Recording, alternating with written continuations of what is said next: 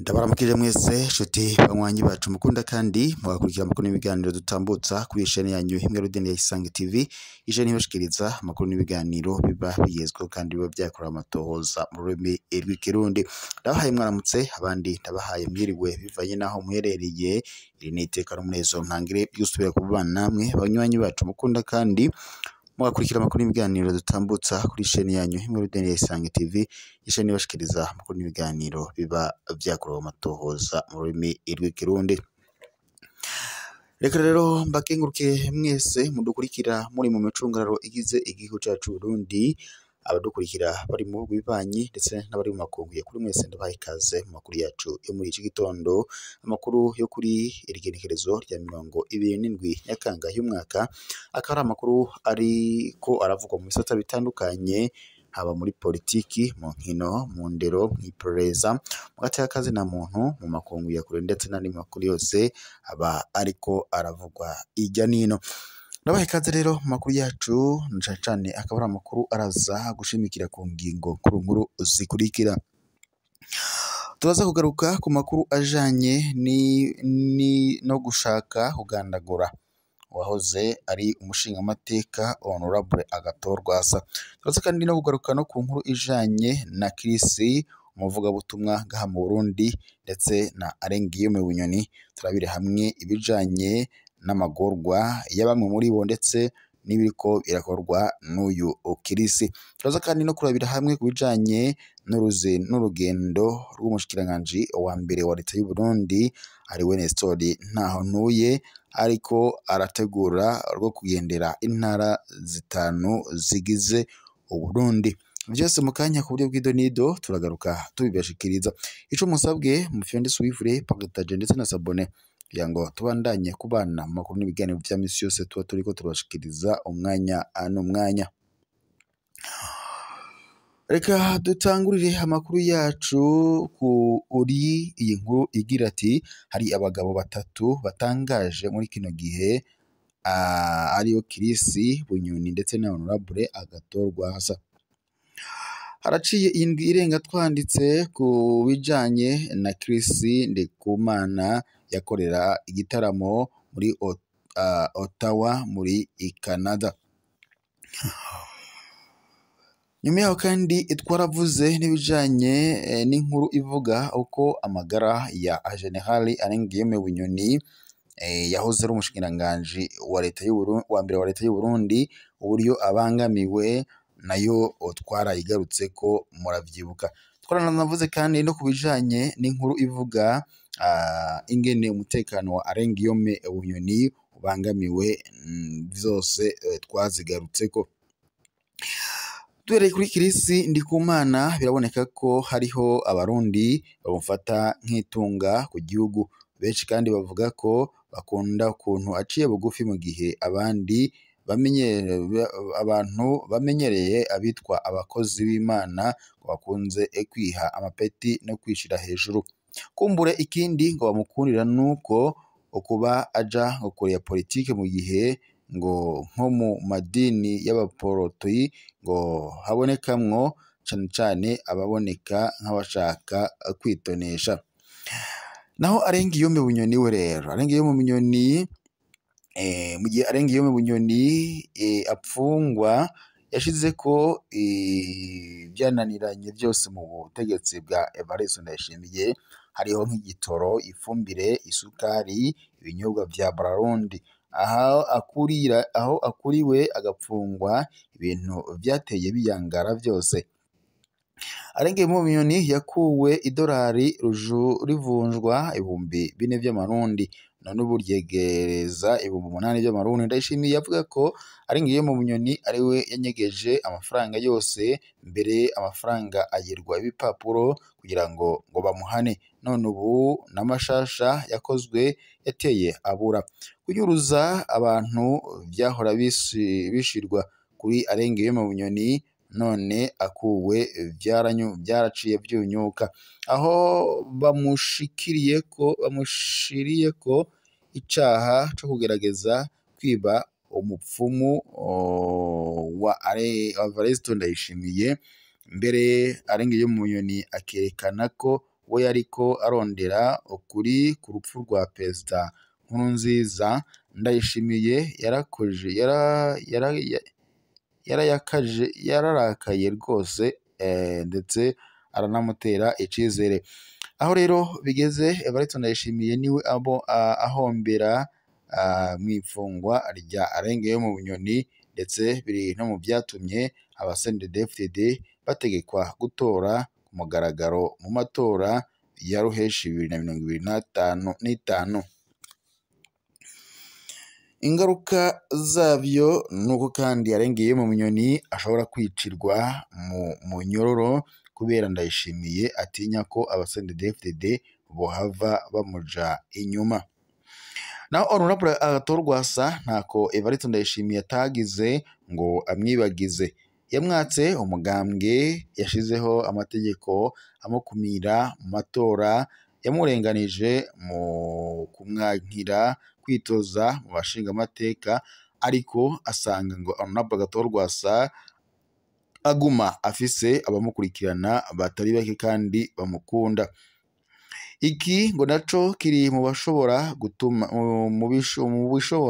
gutuma Honorable Agathon Rwasa apfungwa canke yicwa imbere y'umwaka wa 2027. Inkuru ijanye na Evariste Ndayishimiye ntizihurumbirwa n'abanyagihugu bivanye n'uko bamaze kubona yuko yabashavuje. Ikindi gitangaje ni ingene inkuru zerekeye Perezida Ndayishimiye zitera zigabanura abantu batazikunda cane. Ibi rero bica abigaragaza ko umukuru w'igihugu c'u Burundi Evariste Ndayishimiye yamaze kuboreza igufwa abanyagihugu, ndetse binaravye neza ubona ko yababoheye amaboko imugongo, ibintu rero bitera bishavuza abanyagihugu. Naho mu yandi makuru kandi, umushikiranganji wa mbere wa leta y'u Burundi ariwe Nestor Ntawontuye ari kumwe n'umushikiranganji w'ibidukikije Kariniya n'uburimyi ndetse n'ubworozi Kariniya, bari mu rugendo ruzobashikana mu ntara zitanu zigize igihugu c'u Burundi kuva kw'igenekerezo rya 24 Nyakanga y'umwaka. Intumbero nyamukuru y'urwo rugendo ikaba ari iyo guhimiriza uburyo bushasha bwa leta bwo gukomeza ngo kubungabunga isi mu buryo burama. Mu ntara za Burunga na Cibitoke zagendewe kuri uyu wa gatatu, umushikiranganji wa mbere wa leta y'u Burundi Nestor Ntawontuye yaganiriye n'abitavye inama ibijanye n'itunganywa rishasha mu bisata vy'uburimyi, ubworozi ndetse n'ibidukikije. Inama ikaba yitabwe n'abashinga amateka batowe muri zino ntara, ba buramatari, ba musitanteri, abarongoye amazone, abanyamitahe hamwe ndetse n'abandi bahinga bo mu bisata vy'ibidukikije, uburimyi ndetse n'ubworozi. Mu butumwa bukomeye bwatanzwe harimwo intumbero nshasha yo kubungabunga amatongo ya leta, itegeko rijanye n'isuku n'isukura, guca imikobeko mu ntumbero yo gukinga inkukura. Yasavye kandi ashimitse ko ngo muri iyi ntango y'agatasi imirima yose itegerezwa kuba yaciwemwo imikobeko mu ntumbero yo gukinga inkukura. Avuga kandi ko leta isohora uburyo bwinshi mu gufasha abarimyi kuronka umwavu w'ikizungu n'imbuto zirobanuye, ariko ngo naco gituma abenegihugu nabo nyene ngo bategerezwa gukora ako kigoro leta ibasaba kugira ngo dushikire uburimyi bw'ingirakamaro kandi burama. Isuku n'isukura kandi naryo ngo ryaho ngo tuba ngo ni igikorwa gihambaye kiraba abarundi bose, haba mu miryango, mu mazu y'uburiro n'ay'ubunywero ndetse n'ay'uburaro, mu mabarabara, mu mirima, mu mahinguriro ndetse n'ahandi hatandukanye.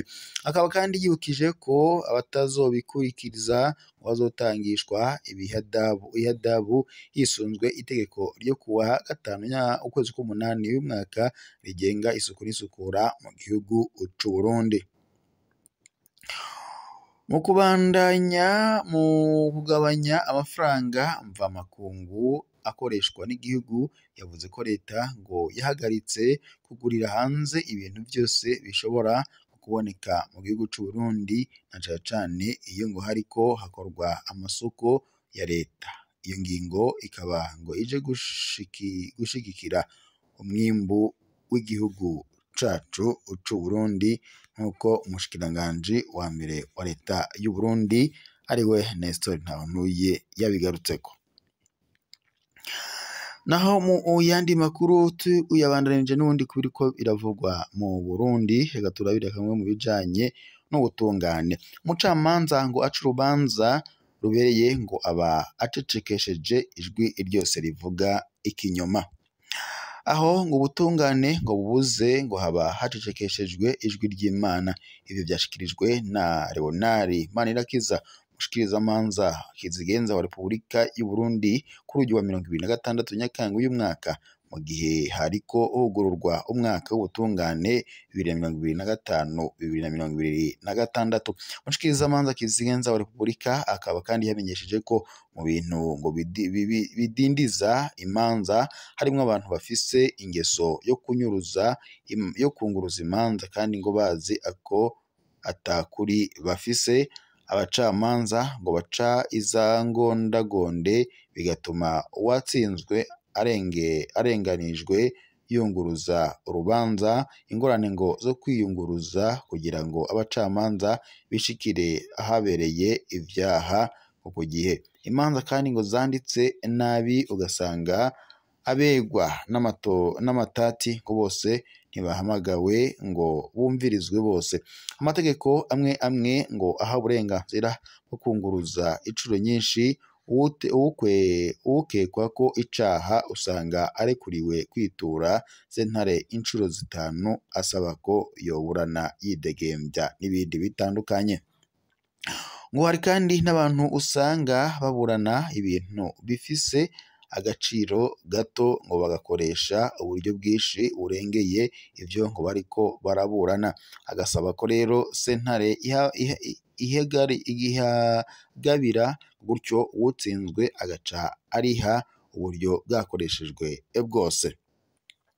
Umushikirizamanza wa Repubulika yamenyesheje kandi ko ivyaha vyibonekeje mu mwaka urangiye ngo navyo ngo bikaba vyiganjemwo ubusuma burenze, kurwana ndetse no gukomerekanya, abibisha uruyeri, abapfunga kiwani, amasanganya yo mw'ibarabara ndetse no gufata ku nguvu abakenyezi n'abigeme. Yateye akamo kandi abarundi bose ngo kureka imanza zose ataco ngo zibungura canke ngo zungure igihugu. Ivyo ngo byafasha ukuri kwiganza mu gihe umwe wese akarya ivyo yabiriye akuya. Abacamanza ndetse n'abashikirizamanza yabasabye gufata nkama icivugo cashizwe mu guhimbaza uwo munsi, akabasaba guca imanza ngo n'ingoga kugira ngo abantu bareke kwama mwibarabara. Ivyo rero nivyo uyu mushikirizamanza kizigenza wa Repubulika yasabye abandi bacamanza bari bitavye nyene iyo nama, ariko bikaboneka ko n'ubundi ubutungane mu Burundi bwarapfuye bivanye nuko usanga umuntu yitura ubutungane ariko ntatunganirizwe, ndetse bikanavuga ko ariho hantu hagaragara ibiturire ndetse n'ibindi bibazo bitandukanye. Nimuje kandi Perezida Ndayishimiye yavugaga ko ubutungane bugomba gukorera bose kandi bugakorera mu muco, ariko kuri ubu ngubu nico gisata cagirizwa amabi menshi atandukanye. Reka rero mwese mwari muzindutse mukurikira amakuru n'ibiganiro turiko turashikiriza kuri iyi shene yanyu yacu Umwe Rudende Isange TV. isheni ibashikiriza amakuru n'ibiganiro byo bigizwe kandi bavyakura amatoza mu rurimi rw'ikirundi. Mbakengurukire kandi mbashimire kuba mwari kumwe natwe mu makuru n'ibiganiro twari ko turabashikiriza muri iki gitondo. Mwese rero mwadukurikiraga muri hirya no hino hatandukanye, ndabashimiye kuba mwari kumwe natwe mu makuru n'ibiganiro twari ko turabashikiriza. Reka tuwe dusozereye amakuru yacu ngaha tuze gusubira mu makuru araza kuba yizwe kuri no munesha kuri mukuru cyane muri Rudende ya Isange TV, isheni ibashikiriza amakuru n'ibiganiro biba bigezwe ko mu rurimi rw'ikirundi.